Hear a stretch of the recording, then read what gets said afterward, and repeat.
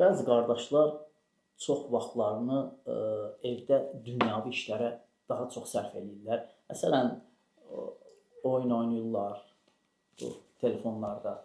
Belə cavan qardaşlar olur. Hətta yaşlılardan da eşidirik. Belələri də olur. Bu səbəbdən ailələrinə, həyat yoldaşına və övladlarına lazımi diqqəti ayırmırlar. Bu cür davranışların fəsadları, şəriətin xəbərdarlıqları və göstərişlərindən izah etməyinizi xahiş edirdik. Əvvəla bunu qeyd edim ki, bu oyunlar ilk növbədə vaxt itkisidir. Yəni, insan öz vaxtına dəyər verməlidir, bu birincisi. Bu oyunlar insanı, demək, asıllıq yaradır. İnsan asıllıq yaradır.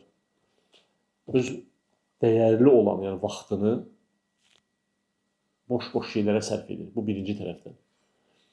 Çünki biz bilirik ki, ümumiyyətlə oyunlar, fərq eləmir, istər telefon oyunları və s. adi oyunlar, bunların şəriət müəyyən bir çərçivədə icazəli görüb. O da nədir?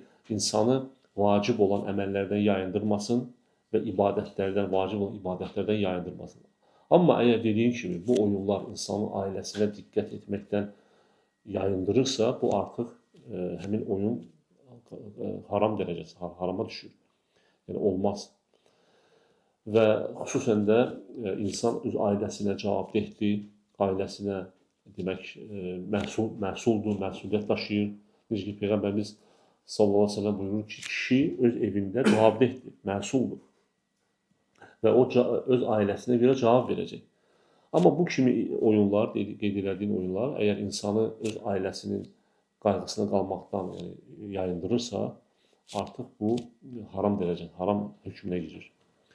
Və nəsiyyətim budur ki, bu şeylərdən uzaq olsunlar, öz vaxtlarını daha dəyərli olan işlərlə məşğul etsinlər. Elm, zikir, ibadət və həmçində ailənin qayğısına qalmaq və s. Və belə şeylər axırda gələn nəyə çıxardır? Yəni, kişi başı qarışır iqra oyuna və s. Bu tərəfdən övladların tərbiyəsi demək, qalır, övladların tərbiyəsi ilə məşğul ola bilmir. Və uşaq da görür ki, valideyn bununla məşğuldur. O da başlayır meyil etməyə və yaxud qadın da görür ki, kişi buna fikir vermir, bunun qayğısına qalmır. Telefonla da iqra oynayır bütün günü, qadın da telefona. Və o da ona etiraz edə bilmir. Çünki kişi nümunədir evdə. Kişi nümunədir. Kişi əgər bu işlə məşğulsa, kişi sabahları onu öz övladına və yaxud yoldaşına qadağan edə bilməz.